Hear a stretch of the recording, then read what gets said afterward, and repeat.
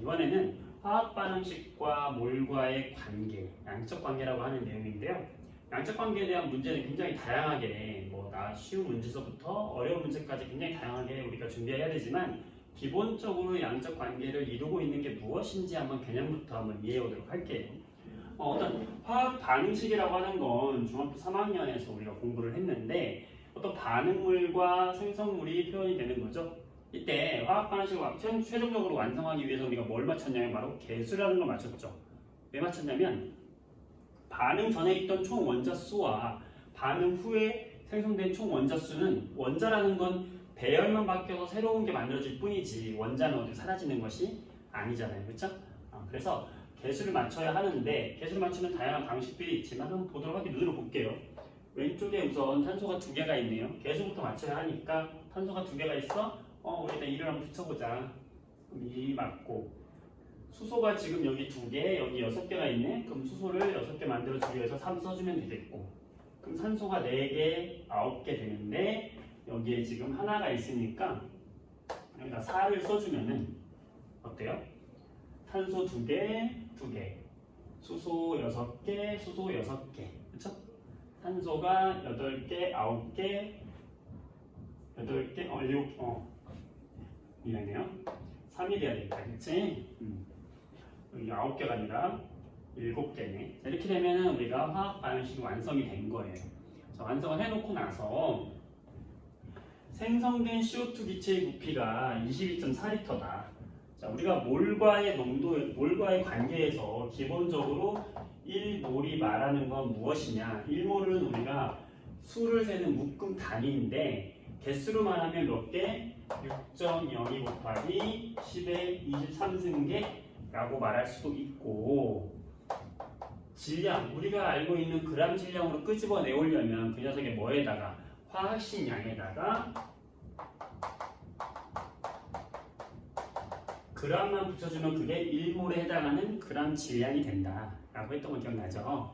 자, 그 다음에 기체 같은 경우에는 1몰이 0도씨 1기압에서 몇 리터를 차지한다? 22.4리터를 차지한다. 그러니까 요겸은 1몰이다 이 뜻이죠.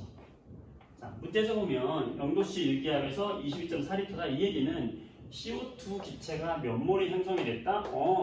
1몰이 만들어졌다라는 것을 힌트로 준 거예요. 그러니까 화학 반응식을 꾸미고 이거 양적 관계를 해결을 하려면 기본적으로 다 몰수로 바꿔주는 연습만 하면 돼요. 네. 그래서 요즘 CO2가 1몰이잖아요. 이게 1몰이 생성이 되었다 이 말이거든. 아시겠어요?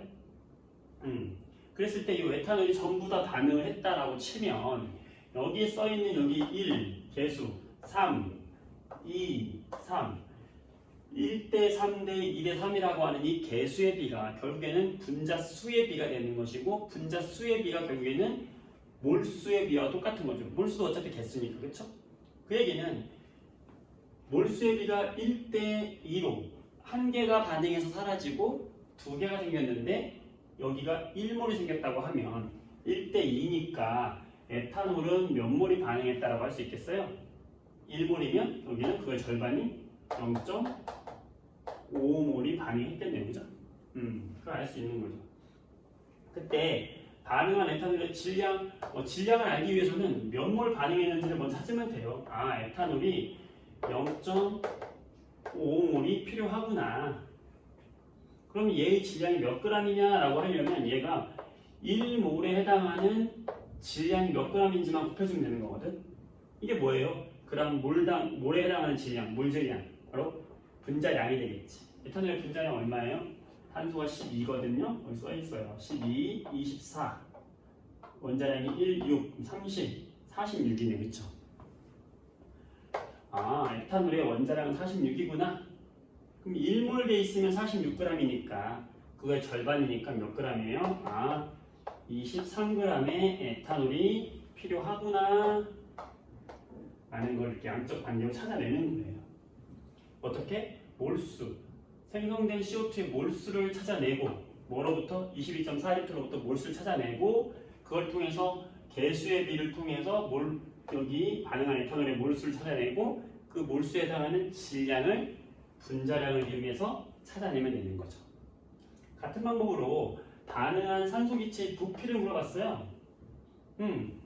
반응한 산소기체가 몇 몰이 필요한지 알면 돼요. 어차피 어떻게?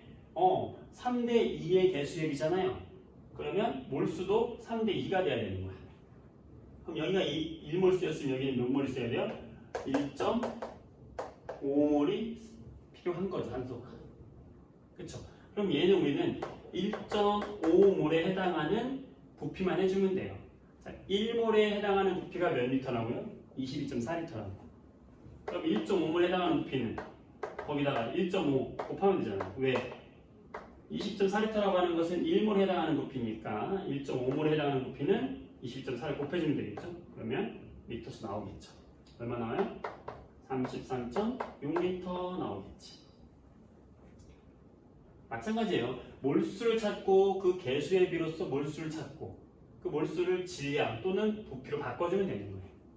자, 마지막 생성된 물 분자의 개수는 몇 개냐? 물 분자 이제 하나 남았네.